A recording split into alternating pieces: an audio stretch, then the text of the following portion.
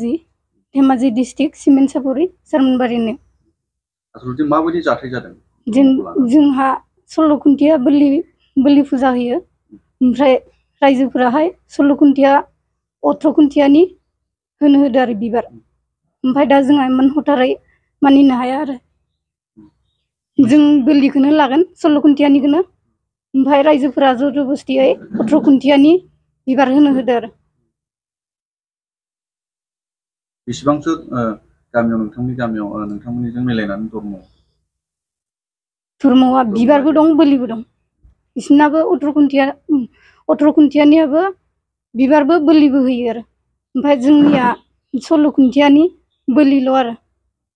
ओमफ्राय जोंखौ दा बोलिल'खौ होनो होआ गावसोरनि बायदि होनो होदो आरो दा मा आसा खालामदों दा आं रायजोफोरनिफ्राय एसे मदद लुगैदों आरो जेनेबा बोलि आफादनिफ्राय एसे मदद लुगैदो नोंसोरना बोलि बाथौआवनो दङ बोलि बाथौआवनो दङ फुजा आरि होनो नागिरब्ला फुजाबो होनो होआ बिदिनो फुजा होनो नागिरबा बोलि बाथौखौ दायना अजा जेनेबा दायना अजा सोलोंनाय मानाय बिदि होनो ओमफ्राय आरो बिसोरो बिदिनो मिटिंफोर जायो हरावसो मिटिं जायो ओमफ्राय दाख्लैबो मिटिं जादोंमोन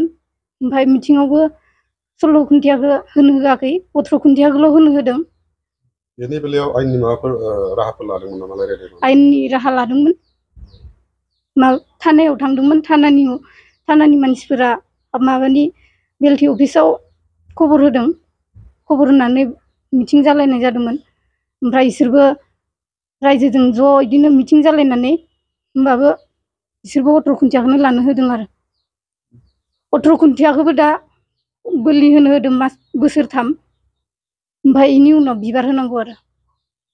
ओमफ्राय जों बिदिखौ मानिनो हाया आरो ओरैनो जोंना बिथांमोना नोंथांमोनखौ भुल नारसिनो नामा नारसिनो दाख्लैबो बिदिनो हानि माबायाव जोंनाव फैनानै मोनायावल' फैयो न' बुसिनानै होखारहरनायनि बिदि बुंदों आरो दायना अजा होखारहरनांगौ मानांगौ न'निफ्राय बे गामिनिफ्राय बिदि होननानै माबा होनफैदो आरो मोनायाव बयकट खालामनानै दोनदों नामा औ बयकट खालामदों हाबनो मोना रावबो लामायाव साइनबर्ड होना दोनदों जायनो हाबैनो 5000 फाइन होनांगौ जाहैदों रायजोफोरनो माबायदि सलुसन खालामजानो लुबैयो आङो जोंनि बोलि आफादनिफ्राय एसे मदद लुगैदों आरो जाहाथे बोलि आफादा जोंखौ एसे मदद खालामगोन बोलि आफाद माने गुदि बाथौ 16 खुन्थियानि बाथौ बोलि आफादनि मदद खालामजानो लुबैदों आरो सिगांफ्राव न'खरनि जानानै बिथांमोननो खोन्थादोंना खोन्थायाखैमोन जेंनाखौ खोन्थादोंमोन रायजोआव मिटिं जालायखानायमोन ओमफ्राय मिटिं जालायनायाव बिसोरबो होनदोंमोन बोसोरथामल' लानो हागोन होनदोंमोन बोसोरथामखौ मानिदोंमोन जोंबो बोसोरथामखौनो 16 खुन्थियाखौ लानोसै होननानै मानिदोंमोन गेजेर खन्द'आव बिसोरो मा उल्था पाल्टा खालामफिनगोन मिथिया बोसोरथामखौनो लाजोबनो होदिया फुरा दावराव दावसि जाबाय आरो न'खराव थांनानै नोंथांनि न'खराव थांनानै बिथांमोना माबा मोनसे खालामहैबाय दावराव खालामहैदों गेजेर गेजेर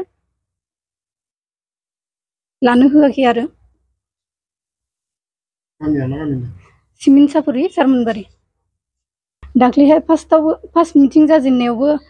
आइल' हारसिंमोन आफा गैयामोन हिनजाव मानसि हारसिङाव हरनि 7टा 8टायाव बिसोरो मिटिं खालामनानै बिदिनो एसे दावराव दावसि जादों बुलायनाय जादों आरो दाख्लैबो सेकेन्डआव बिसोरो जोंनि न'आव बिदिनो मोनायावसो फैयो सानाव फैया बिसोरो मोनायाव बिदिनो फैलायबाय फैनानै होखारदो न' बुसिनानै होखारहरनोसै मानोसै दायना अजा बिदि होनफैदो आरो हा फाननो मोना ओंखारलां होनदोंमोन दाख्लैबाव माने हाखौबो फाननो मोना माने डाइरेक्ट ओंखारलांनांगौ गावसोर न' बुसिना ओंखारहरसिगोन आरो माने दायना अजा आरो माने 16 खुन्थियानिया औ जोंखौ होखारो आरो ओंखारग्रा मानसिया माबायदि टाइपनि माबायदि आखुनि जानो हागौ सिनायो गामिनिनो नामखौ बुंथ'ला गामिनि मानसिफोर सानैसो दङ बेनि गेजेराव नोंथांनि न'खराव फैनानै नोंथांमोनखौ बेबायदि राजनिति खालामफैग्राखौ सोरखौबा सिनायो नामा सिनायो गामिनि गोजा नामखौ होनाबाबो जागोन नामा बे हिसाबै गौथुम आरो लोगोसे प्रसासन आरो सरकारखौ मा राहा लाजानो लुबैयो जिथु अयनाय नोंथांखौ खालामदों गोख्रों आयेन लाजानो लुबैदों थाबैनो जाहाथे जोंबो न'आव सान्थियै थानो हानायनि थाखाय जोंथ' दा न'खराव सान्थिबो थानो होना आं दिनै इदि होदों दा आइमोनखौबा मा खालामगोन आंथ' न'आव गैयाना आं चिराङावसो दङ बेसे ओंखायनो- गोबावनिफ्राय नोंथांनि न'खरखौ बेबायदि नासयबोनाय? जोंनि न'खरखौ